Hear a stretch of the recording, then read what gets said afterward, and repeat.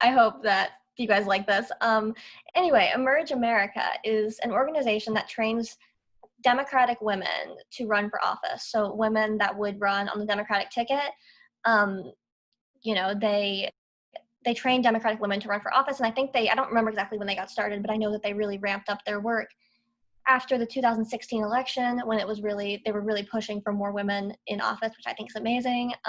And yeah, so that's kind of what Emerge America is. And I wanted to join because they had just gotten a state chapter in Alabama, because Alabama is kind of the last to have a lot of things when it comes to Democratic politics or just like political progress in general. So when I saw they had a chapter in Alabama, I thought it looked cool and exciting. And obviously I do want to run for office. You'll know more about that later, but I do want to run for office one day. So I wanted to join, and I was 17 years old, and I looked on their little website and I filled out my application. I sent in references. I got, a whole cover letter and everything together. And I specifically looked when I was applying, because a lot of things I had applied for that year, internships, campaign jobs, staff positions for activism and stuff, you had to be 18 and older. And I was 17, and still I was a high school senior. So I wasn't able to apply for a lot of things before that. So when I was applying to Emerge, I was very careful to look at the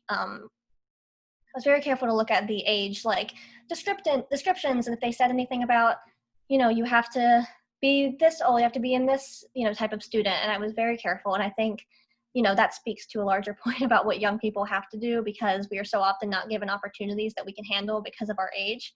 And so that was like my first time, just like I had kind of mentally trained just to look for something like that. And I looked and I didn't see anything. So I was like, okay, cool. And so I was like, this is going to be great. And I applied, and I thought I did really good on my application. It asked me on the application, like, are you going to vote? And I was like, yes, of course I'm going to vote. I'm going to register to vote. Obviously, you all know voting is really important, just in general. So that was the only thing on there that kind of hinted at age. But I was like, yes, I'm planning on registering when I am old enough. And so I sent in the application and everything was good. And then trying to remember the timeline for this. And then, like, I would say maybe a week or two, a few weeks later, I got an email from the director of Emerge Alabama, which is the Emerge chapter, saying that I got in. And I was really excited, because I had never really got into a program like that before, like a program that trains people to run for office.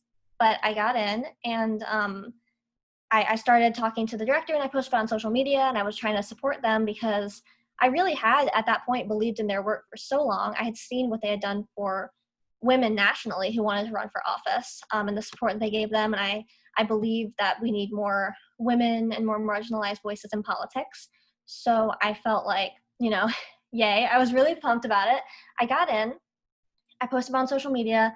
I told everybody I knew. I was like, I'm in this thing. I'm excited about it. I had some friends that got in as well. So I was like, this is going to be great. We're all going to be given an opportunity to train to run for office in the state or outside of the state, because that's really what the program focuses on. And basically, after I got in, a few days went by, and I got a call from the director of Emerge Alabama, and she called me, and she was like, hey, she's like, are you 18? And I was like, no, I'm 17. And I put my birthday on the application, by the way. So math would have come in handy here. But anyway, I was like, I'm 17.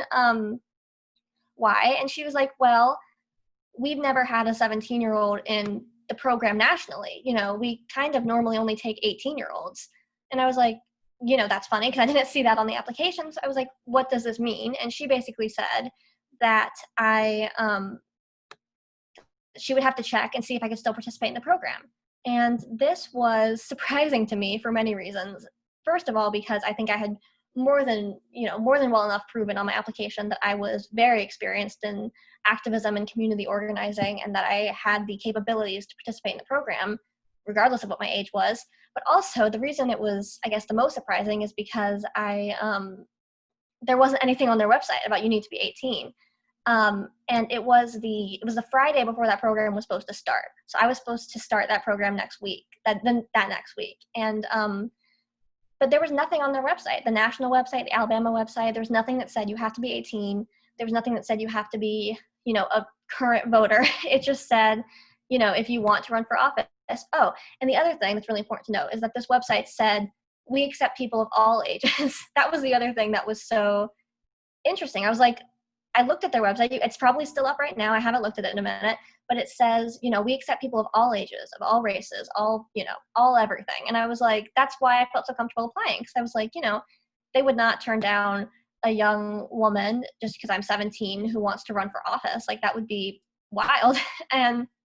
But anyway, so I was pointing all of this out to the executive director of the Alabama chapter. I was saying, like, the website says it's fine. The website says they accept everybody. Like, I'm also more than capable. I will be turning 18. I think at that point, I was like, I'll be turning 18 in May, which I did. And I said all this stuff. And she was like, let me check with the channels and like the national people and just see what's going on. And this is the Friday before it started. So this is like soon before. And the program is in a different city. So it was going to be like a trip to get there for the actual training portion of it that happened on a I think bi-weekly basis, monthly basis. I'm not even sure anymore. But yeah, so this was really kind of stressful for me. But at that point, I was not too like worried about it because I was just like, of course, they're going to take me in. Like, I got in on my own merit. Like, there's no reason that they're going to say we accept everybody of all ages and then be like, but not her because she's 17 and this has never been done before. So I felt pretty okay about it. I was confused, but I was not stressed at that point. And then let me think what happened next.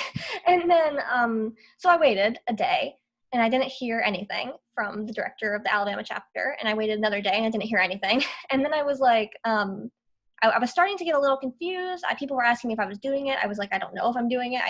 I think I'm doing it. Like, I wasn't worried.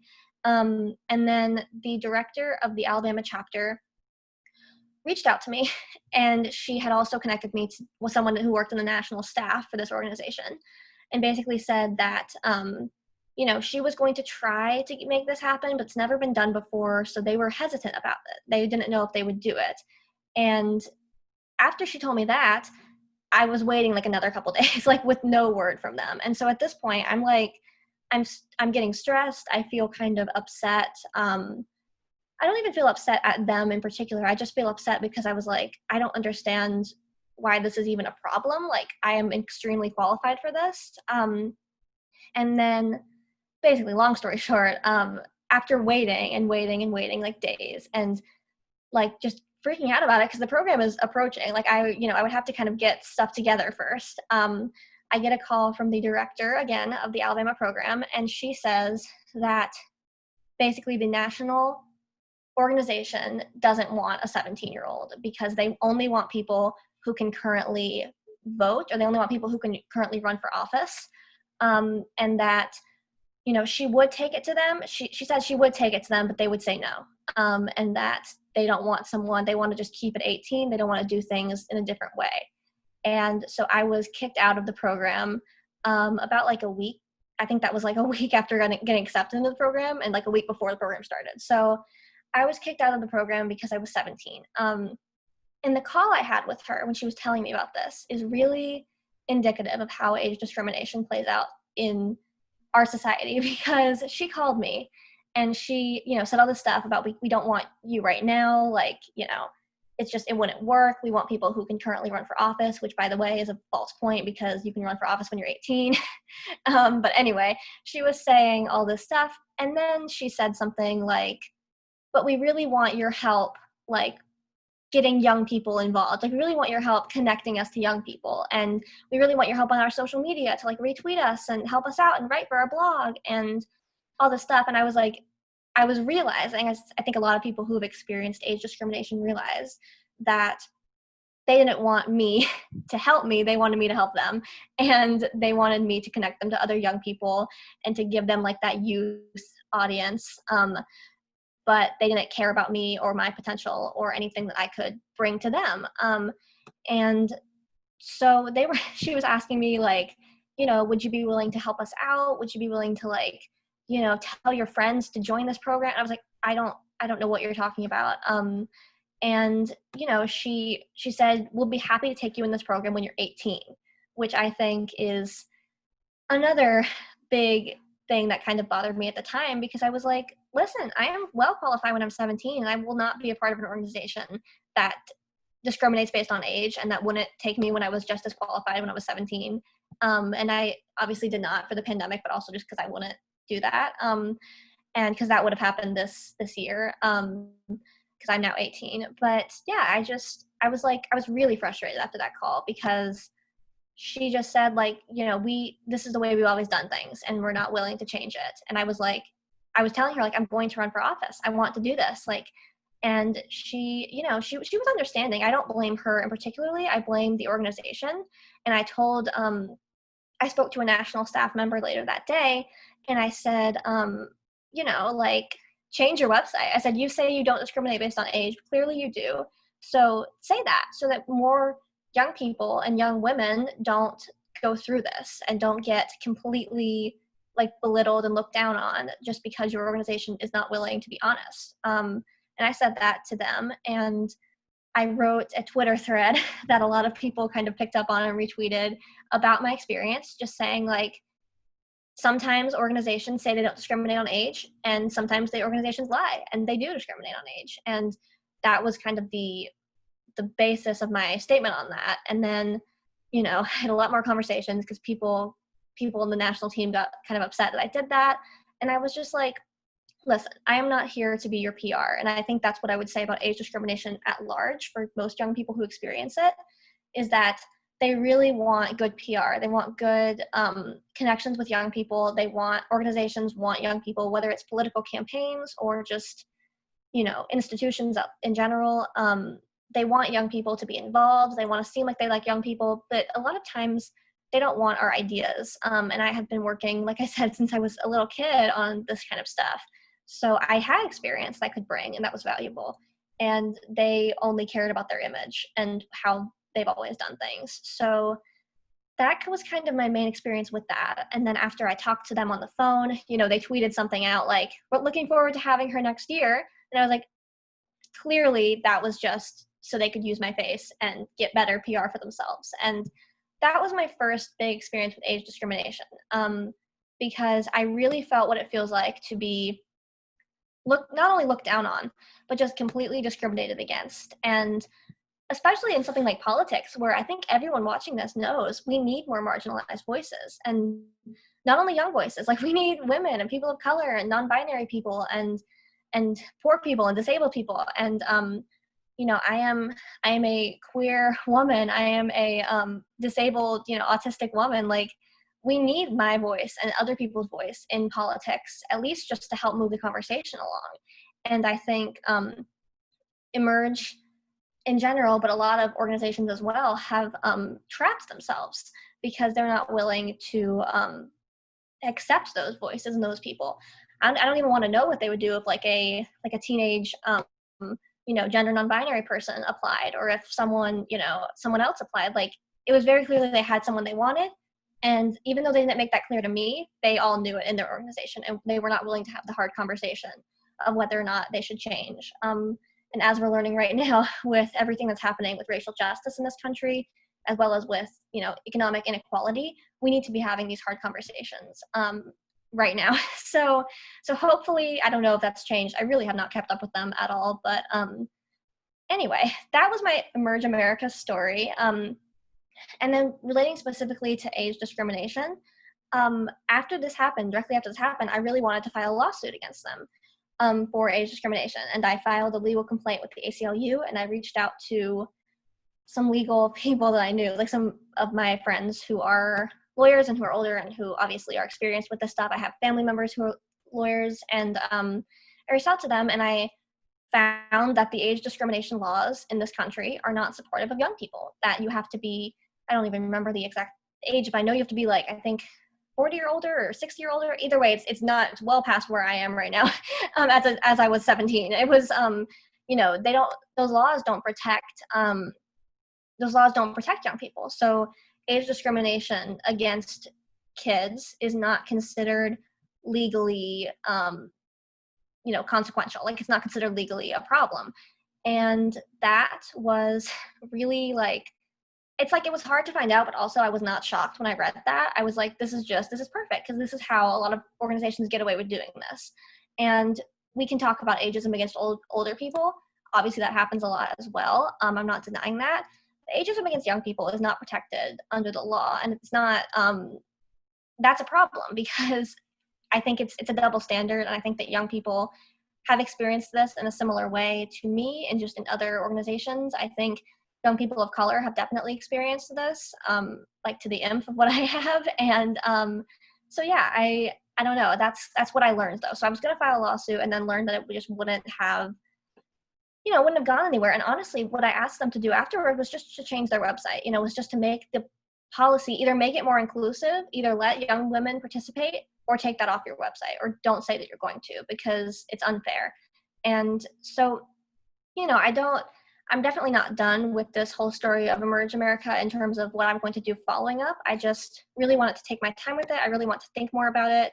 And I'm definitely going to be writing and speaking out about it in the future, any chance that I get, because I don't believe organizations like this should continue to run if they are going to mislead people. And that's not to say they haven't done amazing things nationally, but I don't think that it's fair to discriminate on someone based on their age. So yeah, that was my Emerge story. I'm still going to take questions toward the end, so I'm going to do that. But I really want to talk for a second about how age discrimination hurts young people and how it hurts people from all generations, because I got a front seat to this during this whole experience. But I've read so much about it, and I've worked with National Youth Rights Association on campaigns with Meddling Kids Movement, and yeah, like I from you guys from the organization, I have read like tons about it, and I've learned about Vote 16, which is working on lowering the voting age, and just all these organizations that are doing great things for young people and talking about age discrimination. And I don't think I have to explain to you guys how it hurts young people, but I'm just going to touch on it for a second. It really keeps us from rooms that are important. It keeps us from spaces that our voices need to be heard in.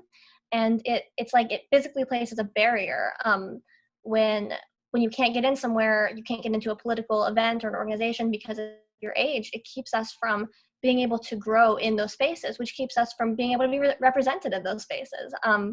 And so I think that's really a reason why it hurts young people. I also think it marginalizes our perspectives. So it makes it, so when you say like, I can't, I don't want this person because they're 16 or 17 or 12 or 15, it makes it seem like their perspective is less valuable and less important, when there really is no evidence that is the case, especially when issues like politics directly affect young people, like issues like the climate crisis and gender equity and everything pretty much directly affects my generation. And so stuff like that, our perspectives do not deserve to be marginalized in that way. And I think those two reasons are kind of why age discrimination hurts young people. But there's not enough talk in our society about how age discrimination hurts people from all generations. It is an intergenerational failure on the part of our society and our legal system and just people in general.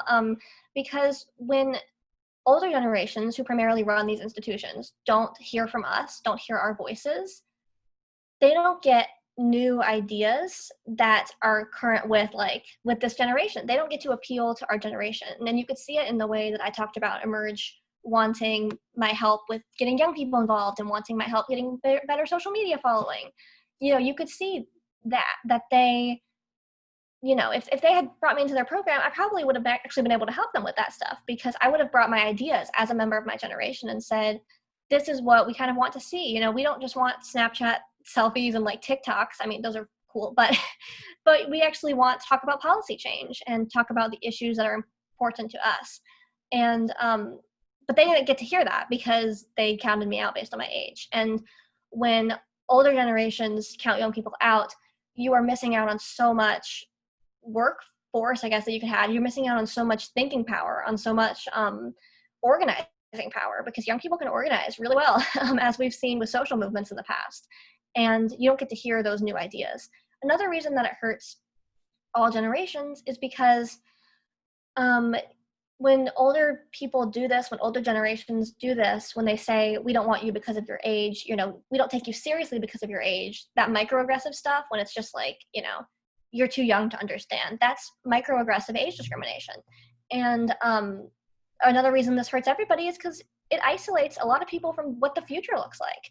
I think we, as young people, are the future, and we really We've shown that many times. We've said what we wanted. We've protested and organized and written things, and we've marched. And I think we know what we want our future to look like. And since we're going to be the people building that future, older generations have a really big stake in hearing what we have to say, because if they want to know what the future is going to look like, if they want to know, what their great grandchildren or grandchildren are going to be seeing in this world, they need to listen to our ideas and help us when we need resources. Because when you isolate yourself from the future, it's like you don't get a say in what happens. And we actually have the power to make great things happen in America and just around the world in general. So that's why I think, like, with something like Emerge, I will run for office one day, and my ideas and what I bring to the table might shape something that happens in this country. I hope they do. Whether it's locally or nationally, something that I do is going to shape the world and change people's perspective and possibly impact people, because I'm planning on running for office. And when you say, like, when they said, I don't want you because you're not old enough to run for office yet, it's like, I'm not. Correct. I wasn't at the time, but I will. And what my future looks like is imperative to what your future looks like, because this is the world that your grandchildren are going to see. This is the world that you currently live in. Like, it's weird that you would want to create an isolation between the generations when we could really work together and show up in a big way. And I think people right now in politics are actually starting to talk about generational action and inclusion. I just did a panel recently where I talked to people. I talked with people from every different generation, millennials and Gen X and older. And that was great, because we got along and we talked about a lot of cool stuff and we agreed on a lot of cool stuff, and we had important conversations. But if I wasn't allowed in that, like, you would not have heard. I was the only member of Gen Z in that panel, so you would not have heard a really important voice about what I know that maybe older generations don't know. And so that is really important about it, about age discrimination, how it hurts all of us. I think I'm going to kind of transition now and talk a little bit about what we need to do. So what we need to do going forward, what can we do to fight age discrimination and also just help young people thrive more in our society and have a stronger voice in our society, or stronger access to resources in our society. So I think the first thing I would say is just representation is a big deal. And all of those stories I was just telling you about Emerge and about, the panel I was on, all this stuff, I think it's really important that young people are given not just one seat at the table, but that we're pretty much given access to the whole table. So I think it's important that we see members of Gen Z on this, on different institutional boards and on staffs and on things. And I know Meddling Kids Movement is working on that. I know National Youth Rights Association is working on that.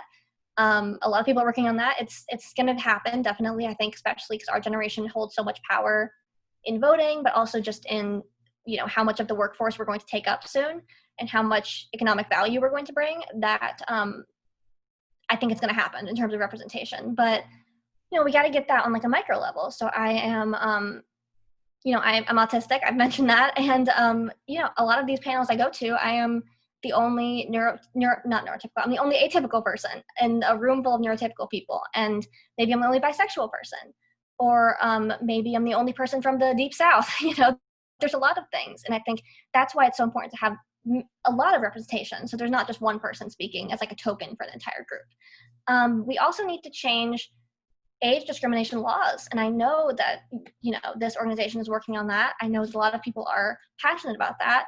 But I mean, I could have sued, I could have gotten some, like, justice or some consequences for Emerge if we had age discrimination laws that helped young people instead of kept us out.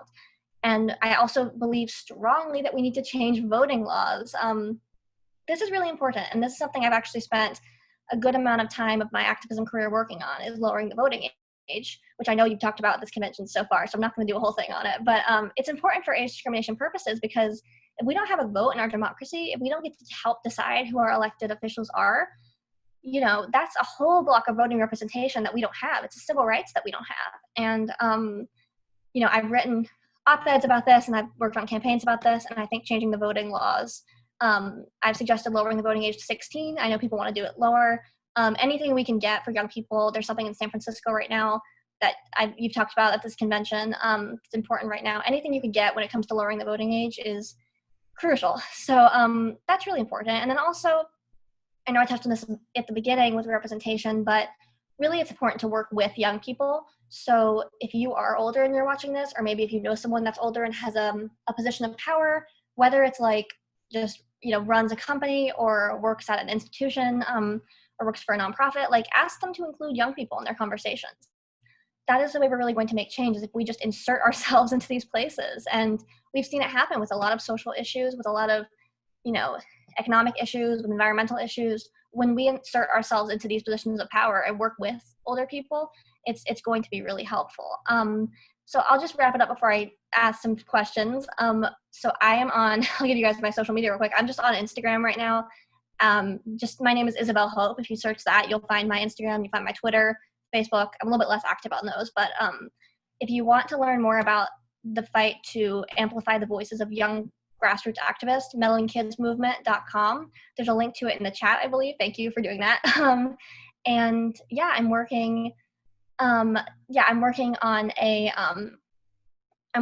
climate organization right now in Alabama. So if you are from Alabama, or if you're from the Deep South in general and want to get involved with the movement for environmental justice, my Twitter and Instagram, if you just search my name, Isabel Hope, it should pop up. I have different usernames, but it's all under my name.